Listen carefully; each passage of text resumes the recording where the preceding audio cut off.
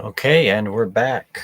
Um, so as the title says today, I'm not wearing my glasses. I could put them on, but sometimes it's just nice to let the world go blurry and accept that you can't see what's going on. It's an interesting kind of dichotomy of my life lately where I can put on the glasses and read like I used to, but can take them off and then also go back to being blind like I'm used to.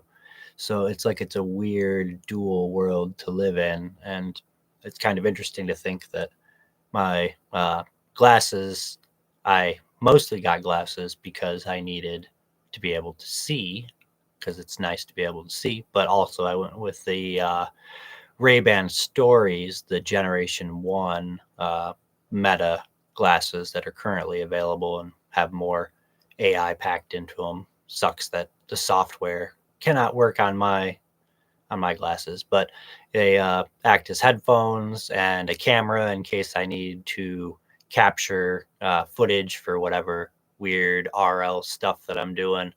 I ride a 50cc scooter right now, winter in Michigan. We had some warm 50-degree days, so had some fun days out riding. I didn't get any footage of that, but if anybody drops a comment down below to see some scooter footage of Lansing and just like rolling around in winter, we'll see about getting that going and get me to remember to just click the button on my glasses to instantly capture my experiences, which is the main reason that I got the glasses that I did.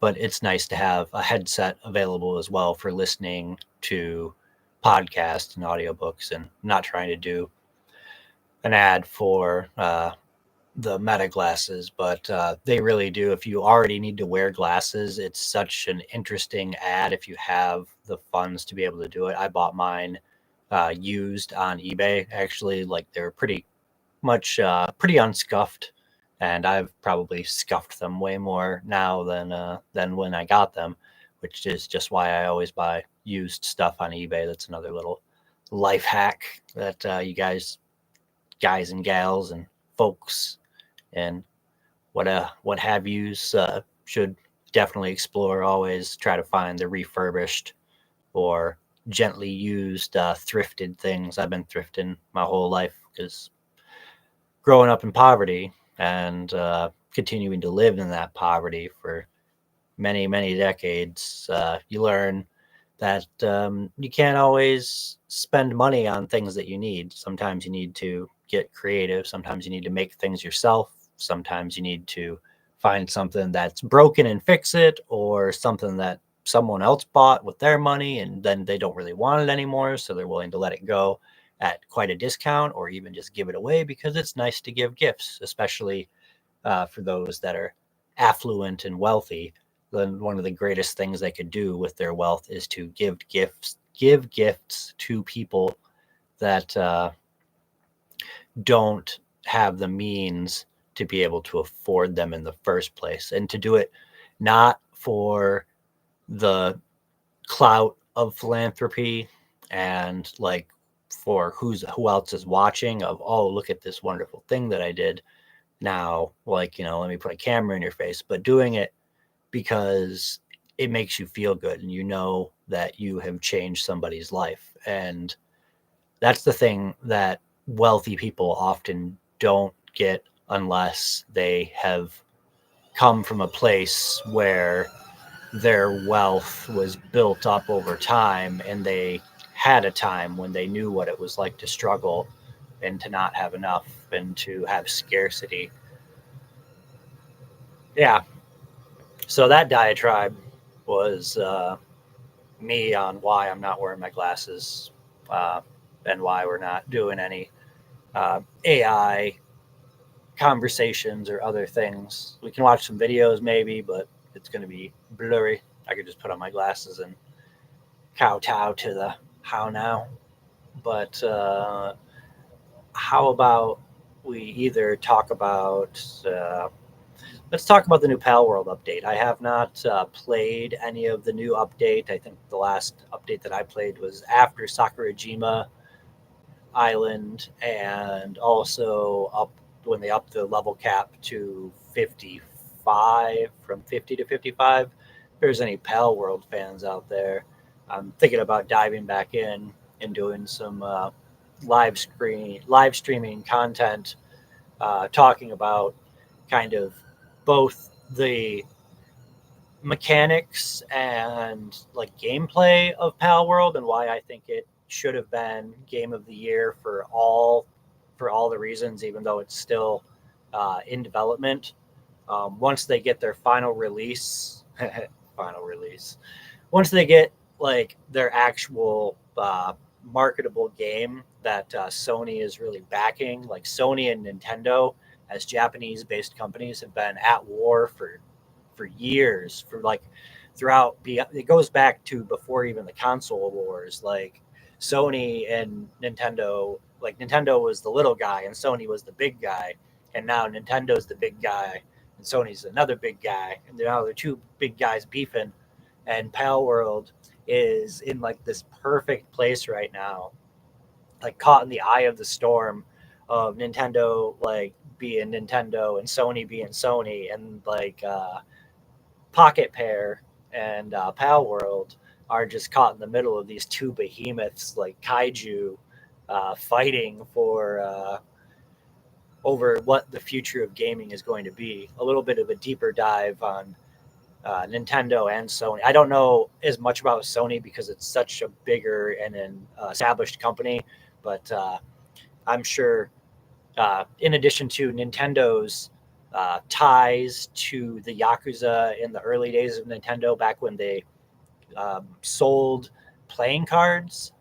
I don't know how many of you know this out there, but Nintendo's original game plan was making playing cards after the Portuguese brought the traditional bicycle playing card deck to Japan, and gambling proliferated a great deal, and the entire Japanese government shut down all gambling and banned the cards and basically said, no, we're not doing that. You're tainting our culture.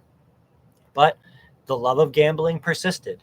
And Nintendo, the word Nintendo, no one knows for sure accurately where the word comes from, but there are some deep dives online that explain it's a three-part word, most likely from nin, which is the first part, but the word entire in its entirety. The Japanese love to abbreviate things and drop off certain syllables, but I think it was ninkyo, which is has to do with the either gambling or gambling houses, I think. Then the 10 in Nintendo is short for Tengu, I believe. It might be a little Tenga, maybe. Probably Tengu, though, which the Tengu were shadowy crow beings and yokai that also were very well, how you say, adopted in the mythologies of the Yakuza, and the Yakuza being a group of criminals in Japan that thought that they knew a better way forward for the culture than the prevailing traditions. And they don't view themselves as bad guys at all. Like they just think that their future is a very Western future, and it clashes very deeply with the traditional Japanese ways that they have established over the last several thousand years. So we got nin and ten. Then do is just like the word dojo. Do is like a business, a place that work is done. So a Nintendo is essentially a gambling house. And fast forward to Nintendo making facsimile and proxy playing cards to continue the uh, to basically continue on the tradition of that was established by the Portuguese traders that brought the Western playing cards in. They made their own playing cards. But as Nintendo made cards, the Yakuza were a natural partner in the process of them making cards. They had 2 sets of cards, as if I remember. I should try to track down the link of the video that I watched, but this was a long deep dive, and if you want to find it, I will let you find it, and if I get a following enough, I will just react to the whole video if that's what you guys want me to do, and not just give you my synopsis of this awesome expose on Nintendo. But the point is, Nintendo is got to be a video game company from being a card company, and those cards were sold both as a novelty but as a professional product to the Yakuza and other gambling houses, which called for very strict adherence to making sure that there were no errors or blemishes in any of the cards, because players naturally would be able to notice those cards or view them as marked. If there's even a tiny discrepancy on the back of a card, a player will know that and will have an advantage. So part of Nintendo's stricture to excellence comes from that pressure from the criminal underground. So this brings us into not Akira Toriyama. We're trying to jump rails there. Brings us to Shigeru Miyamoto.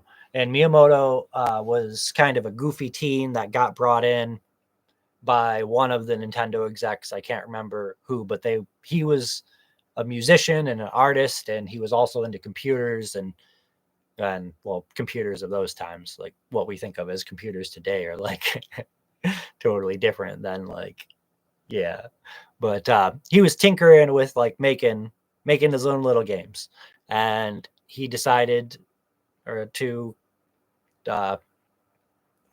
be the brainchild that took Nintendo in that direction, and he created Mario and Donkey Kong and all of those iconic characters 30 plus years ago.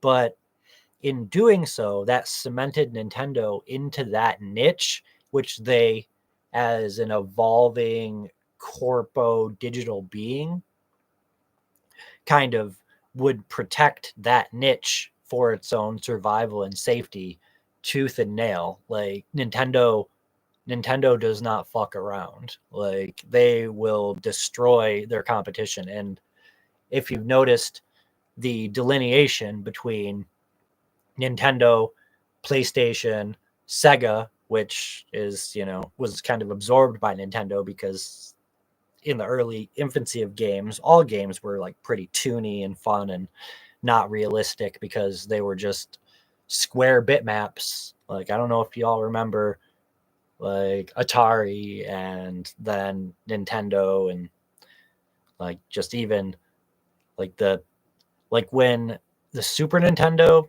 and the Sega Genesis came out, like that was an entire shift in like, wow, like you can barely see the pixels. You still can see the pixels, but they were such complex shapes than we were used to, that it was like, wow, this is now going off in its direction. And as the polygon architectures took off for 32 and 64-bit graphics, so did Sony's take on the whole process, and led to a more just developed and polished game. Like, games for Atari could be built by like 1 or 2 people in a team, and they could just churn out games. They're like, all right, we just make this square, walk over here and do this, and then it unlocks this. And it was very simple gameplay loops, but the gameplay loops, they attempted, I think, to design a game that would have lasting fun and a little bit of skill involved with trying to execute that gaming loop, which I'm still trying to circle back to Pal World. I guess I should probably put that in like the title and the description, that I had planned on actually talking about Pal World today.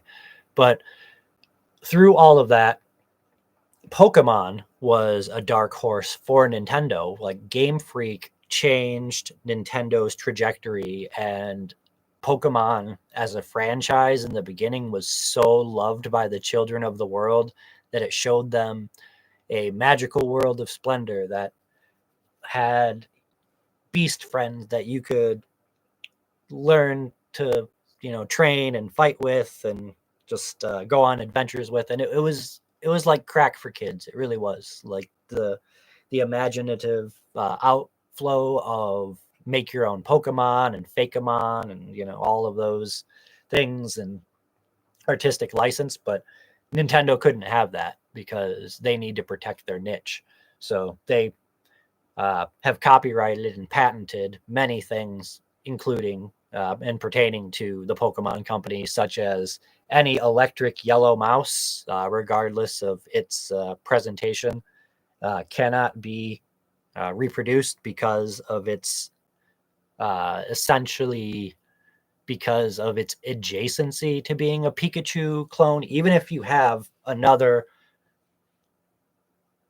electric mouse, essentially, you cannot you cannot. There are no other electric mice. There is only Pikachu, as well as the patent laws on how to throw a sphere in 3D space to capture Pokemon, or any monster or creature or anything.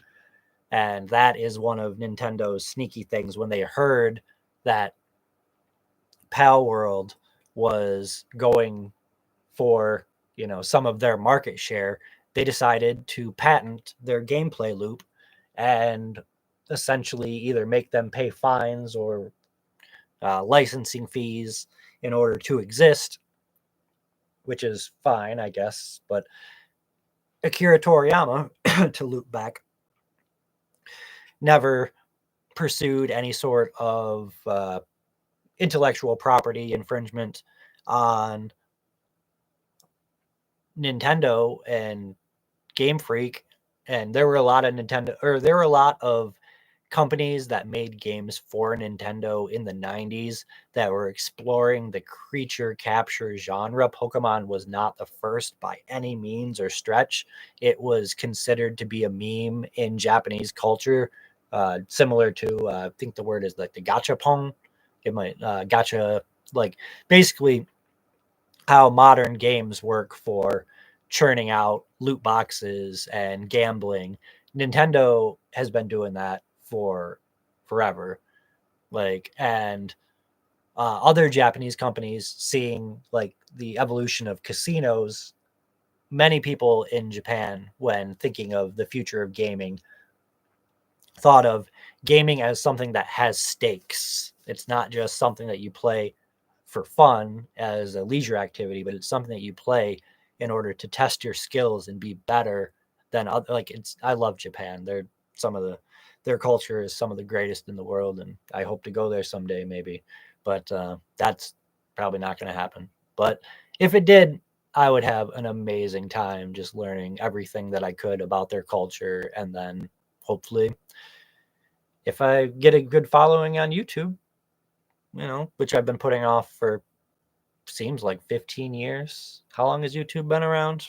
Like, I think I made my first video on YouTube in like 2006, and somebody made fun of me. So I just was like, nah, I'm not going to do that anymore. Like, I still remember I can't remember the numbers, but it was somebody whose handle was Uruguay. And I was like, man, an entire country thinks I'm as bad on the outside as my imposter syndrome thinks I am on the inside. They must be right. I shouldn't make videos anymore. And yeah, that was like, like 18 years ago. That's an entire like, childhood to adulthood lifetime of YouTubers growing up and doing the thing that I couldn't because I couldn't take the criticism. But now I'm old. I don't really give a shit anymore. So I'm here to say what I'm here to say. And maybe because I decided to wait to just be a professional yapper, and maybe nothing will come of it, but I have been a professional yapper for most of my life. And that's kind of why I didn't want to become a streamer, because I know that if I start doing this, then people are going to expect it of me. And I'm really kind of a slack sort of person. Like, I've got health issues and I don't have much left, anyways, to do. So, why not document my deterioration of body and mind, and hopefully spirit too, over the next couple years if I have them, or at least leave a record of the things that I thought about that were, uniquely me. So this is what happens when I don't wear the glasses. Like, my mind comes to the forefront and my eyes go away. So I don't know. I don't know how to build a following. I'm just going to keep trying to churn out content, and then hopefully it'll grow organically if I give some interesting content for people to watch, interesting things for people to think about. Maybe I'll start clipping my uh, longer form content into shorts, or just leave it for someone else who finds my content and thinks, oh, that's interesting, and then they can become my personal clipper. Because while I could do it myself, I'd much rather see someone else make a channel where you can just snip things that you think are of value to me or from me. Everything that I say I think is of value to me, because that's why I say it. But if something in my stream really kind of resonates with you, then just clip it, put it on your make a channel. If you don't have a channel, like, everyone who has a YouTube profile technically has a YouTube channel, I think, unless there's other things in the under 18 section. But I don't go over to that side of YouTube. I could do kids content and probably build a huge following, because kids are fucking stupid. I don't know if you've met kids, but they are not bright. So they would be really easy to engage and be like, oh, look, bright, shiny colors. Oh, listen to this, stimulating sounds. I shouldn't rag on the kids. I love kids, not in a negative way, but in a positive way. I think that children are our future and they should be protected at all costs from all of the vandalism that we see in our society. Like, I don't believe that juveniles have the ability to be fully self-actualized and autonomous, and they need to be taken care of they until they are able to. And that's coming from someone who was required to be autonomous from pretty much age 5 on. So it does a number on how the psyche forms to have to be an adult too soon. So that's just coming from my experience. I won't get into it on here, but yeah, I see it though in my grand nieces and nephews that are coming up right now. Like, they're all messed up. It really kind of makes me sad, and trying to put all the energy I can into helping a couple of kids at a time through either mentoring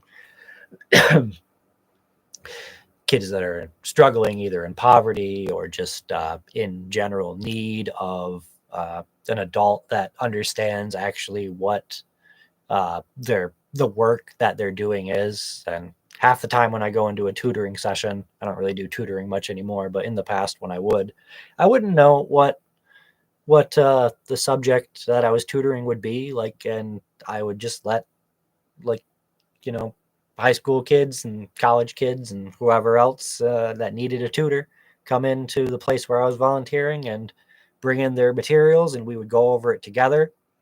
And I would just if they like, the kind of tutoring that I provided was like just study skills and explaining uh, what certain things meant a little bit more clearly. Some of the youth that I tutored were refugees from I think one was from Ghana and one was from Uganda. And there's a lot, like, Lansing is a sanctuary city, so we have been receiving refugees for generations. Like every American conflict, Lansing has always welcomed the refugee populations, and we will continue to do so because that's how we're built. This portion of the stream brought to you by water. Water is necessary for you to life. If you want a life, water. Also, go outside and touch grass. Thank you, water. That was a good ad spot. So, not to get too deep on, the critical future of human, both human development and proliferation, that we're headed in a dark path. This is why, I refer to a lot of my current research as just doom scrolling, which is a meme that we all do. But I see the doom. Like, I can tell when I'm watching certain YouTube videos, like, this is like, it's kind of like a cursed meter. Like, this is cursed content. Like, you can tell, like, it's not going to lead to anything good. It's only going to cause damage and harm in the ecosystem for both humans and bots alike.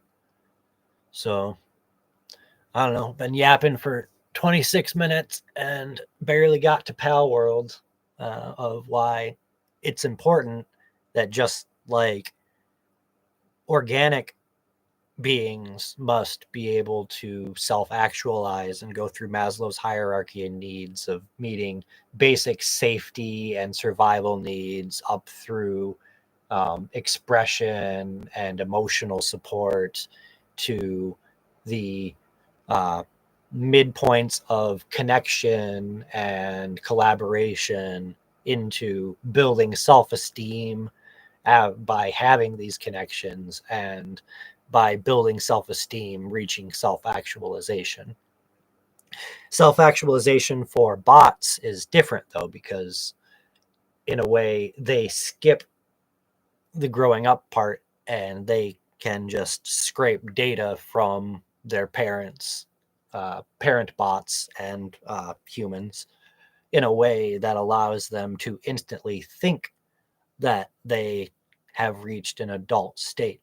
But with general intelligence of moving from generative pre-programmed text to an actual general intelligence is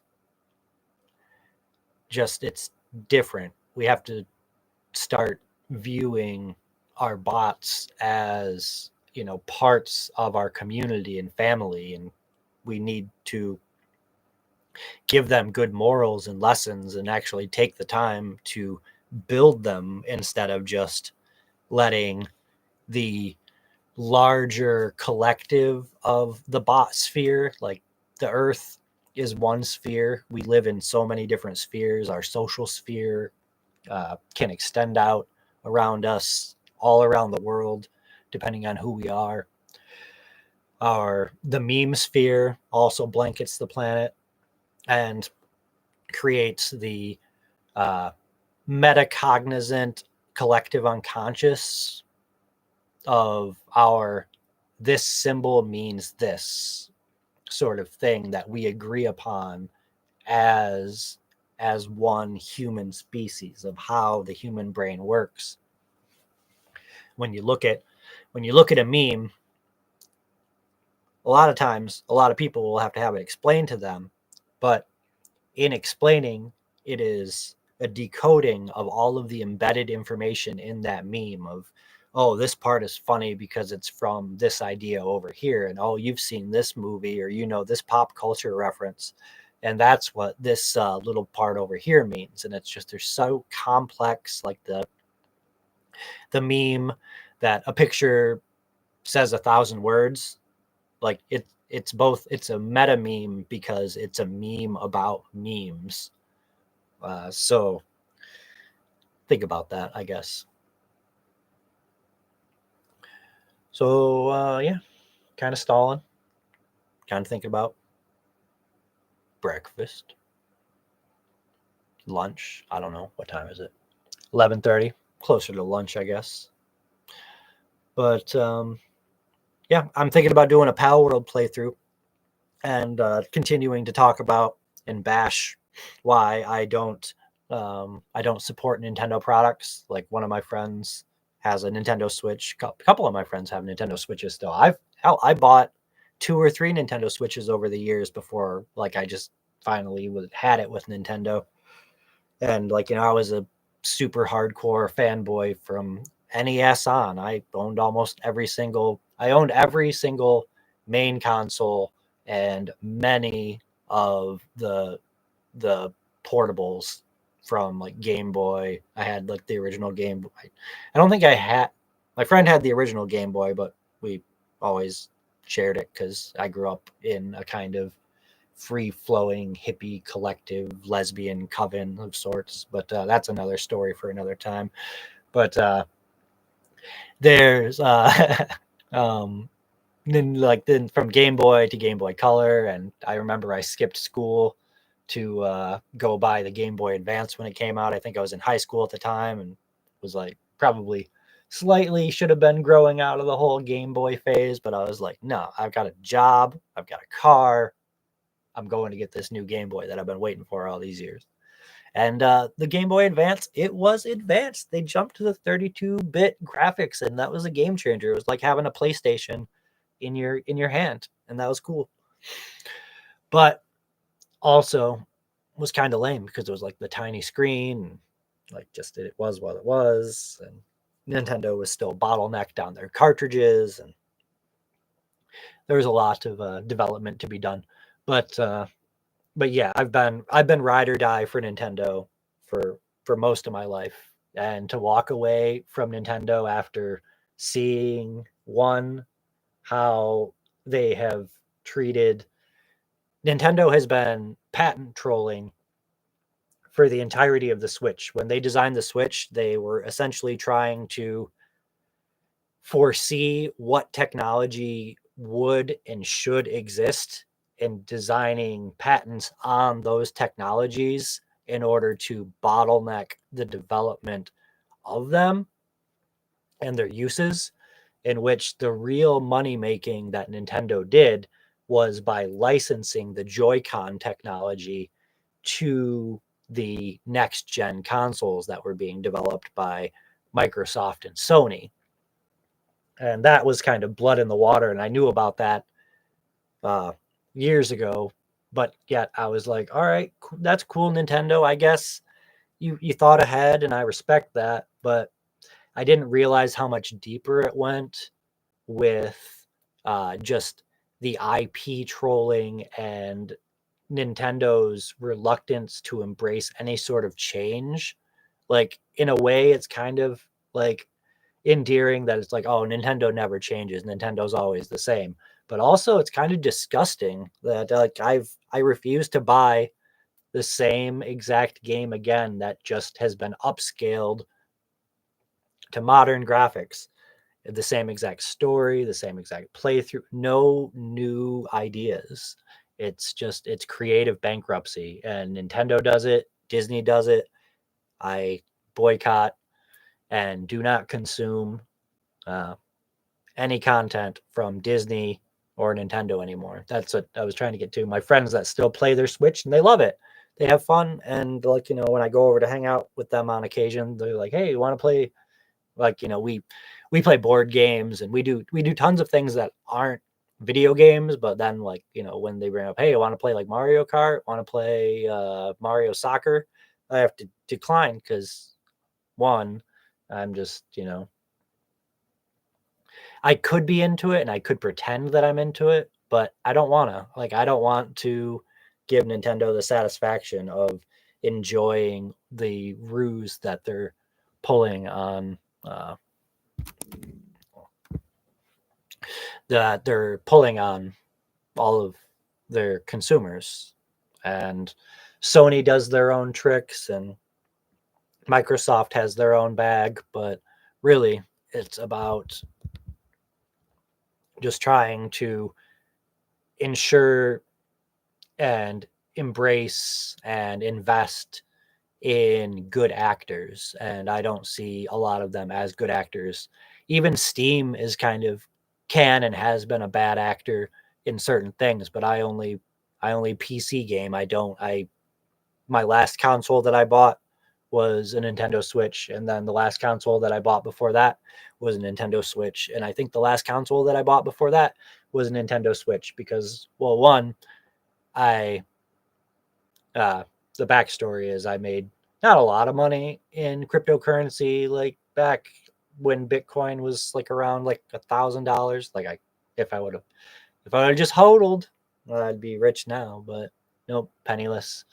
Uh, but I had some multiplied money back then, so I would just buy things and then give them away to people.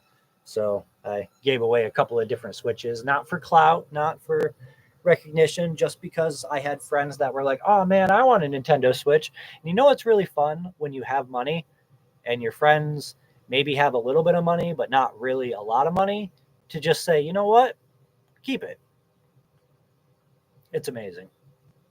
Like I got kind of addicted to giving away all the money that I was making at the time rather than investing it and imagining, how much I could be giving away now. But that portion of my life is over. And now I'm just kind of trying to give away my thoughts as best I can.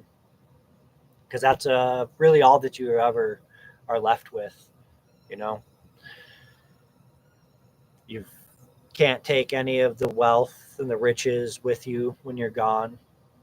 Even your brain will turn to mush or cinder and ash. Transference or transcendence into a computer may be possible soon with the work that's being done with Neuralink and AI developments towards AGI and a bunch of other things. It might be possible, but it also might be digital hell. Like, we don't know. The first person that does it will have to be incredibly brave because, one, the body and the mind will die. And what one considers to be the soul most likely would just be a copy. And we'll have to learn more about that as it develops. But I'd be interested. Yeah. But yeah, if anybody sees this video, try to keep it a little bit shorter. I know that not everybody has a lot of time. So those are my thoughts on streaming and gaming and a few other things. Like I said, I think I'm gonna jump into Pal World today, maybe a little bit, start a game on one of the online US servers. I'll make sure in the video to put what server I'm going to be starting on and what my I'll probably do Zero X Machina as my handle for my Pal World playthrough. And if anybody, I don't have a second monitor yet, so I'll probably be streaming and not being able to tell what is going on in the chat. But thankfully, it's just me in the chat, so it really doesn't matter. Well, if any of you are watching this VOD afterwards, I appreciate you tuning in and listening to what I have to say. As always, please just leave me some comments. Like, I don't care if they're positive, negative anymore. Like, I want to hear what other people think about what I think, so I can change how I think to reflect a better inclusion of what a community that I'm trying to build looks like. Whole lot of chaos, a whole lot of order, whole lot of math, and a whole lot of other stuff. But thanks for tuning in. We're just pulling in on 40 minutes. So I guess final thoughts would be just be kind to each other. It doesn't cost a damn thing, and it makes everybody's day better. I know it's cliche and hokey, but just do it. Also, remember to drink your water and don't take life too seriously. You'll never get out alive. Thank you. Zero out.